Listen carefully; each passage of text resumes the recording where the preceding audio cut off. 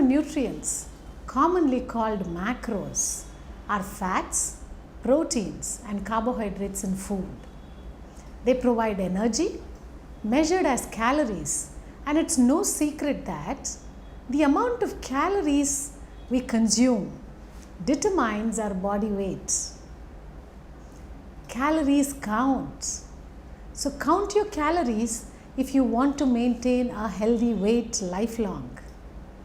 Weight management is all about balancing the number of calories you consume with the energy your body expends.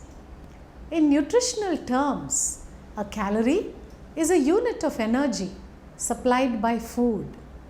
If all food ultimately supplies calories, does it really matter whether they come from healthy sources or junk foods? Does the specific proportion of macros in the diet, like high fat, keto diet, high protein, Atkins diet, high carb, Ornish diet, make a difference? Hi, I am Dr. Radha, a registered dietitian and a nutritionist with over 20 years of experience in nutrition research, training and treating patients. Today, I will talk about how much do macronutrients really matter in weight reduction.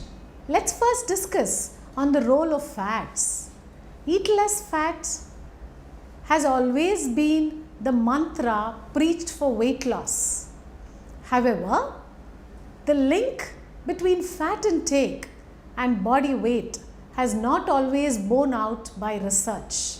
Studies have shown that although the percentage of calories from fat has reduced, the prevalence of obesity has increased over the years.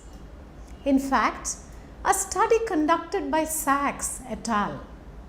Showed that individuals who follow moderate or high fat diet lose just as much weight, and in some studies a bit more, as those who follow a low fat diet.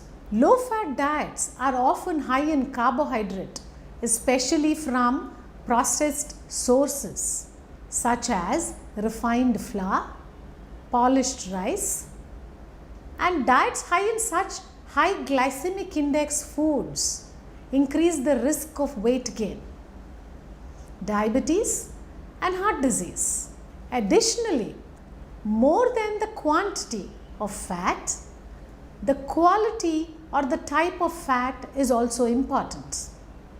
The Nurses' Health Study, which followed 42,000 women for 8 years, showed that increased consumption of trans fats and saturated fats was linked to weight gain, whereas monounsaturated and polyunsaturated fat did not cause weight gain.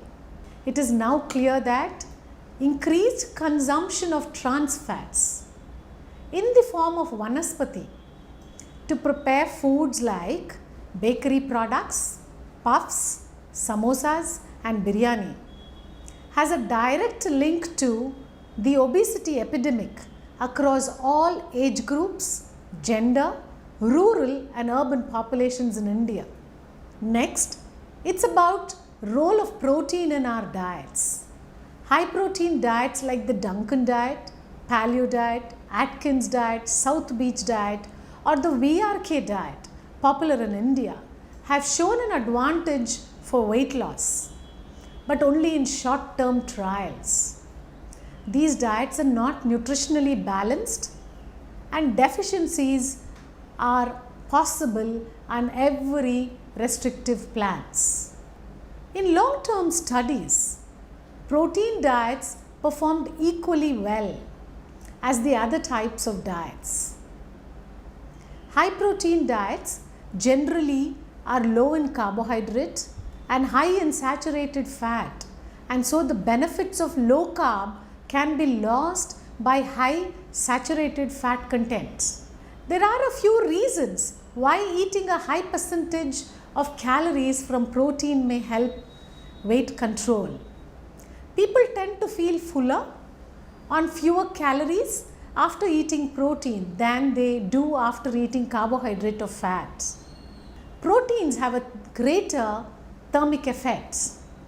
It takes more energy to metabolize and store protein in the body than carbohydrates, and this may help people increase the energy they burn each day. Proteins also show improved body composition.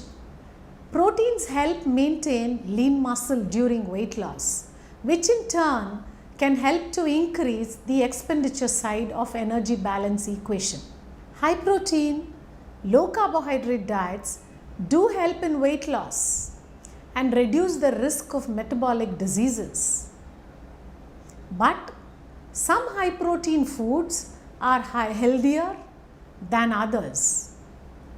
High intake of red meat and cured meats are associated with increased risk of heart disease, diabetes and colon cancer. The same study showed that substituting red and processed meat with nuts, beans, pulses, legumes, fish or poultry lowered the risk of obesity, heart disease and diabetes. A recent study done by Harvard School of Public Health tracked the diet and lifestyle habits of 120,000 men and women for up to 20 years, which looked at how minor changes in their diet contributed to weight gain over a period of time.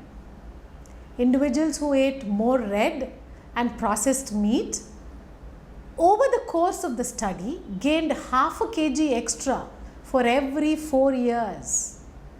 In the same study, people who consumed more nuts during the same period gained less weight of about half a kg less every 4 years. Lastly, what's the role of carbs in our diets? Low carbohydrate diets do show a benefit during weight loss, but only for a short term. Like fats, it's important to note that the quality of carbohydrates is more important than the quantity. Milled, refined grains and the foods made with them like polished rice, white bread, puri, naan, paratha, made from maida, processed breakfast cereals, Indian chaat and ready to use refined cereal and millet powders, potatoes, sugary drinks and fruit juices are rich in rapidly digestible carbohydrates. All these foods have a high glycemic index and glycemic load, which have the capacity to steep the increase in blood sugar and insulin. That in turn, after a short period, can cause hunger to spike and lead to overeating. These acquired food habits in the long run increase the risk of weight gain, diabetes and heart disease. To conclude, learn to read nutrition labels on food packages to know the composition of that food. Secondly, understand the label claims. They should meet the strict government definitions. Third, when it comes to carbohydrates, the more complex, the better it is for good health. Next, lean meats and plant protein offer muscle-sparing benefits with very few calories from fats. The quality and the quantity of fat are an important point to consider. Modest changes in macronutrient intake can be beneficial for weight loss. However, these tweaks may not be appropriate for everyone, particularly those with diabetes, kidney disease or other diseases affected by diet composition. As always, it is best to check with a qualified dietitian or your doctor before making any changes in your diet. Thank you.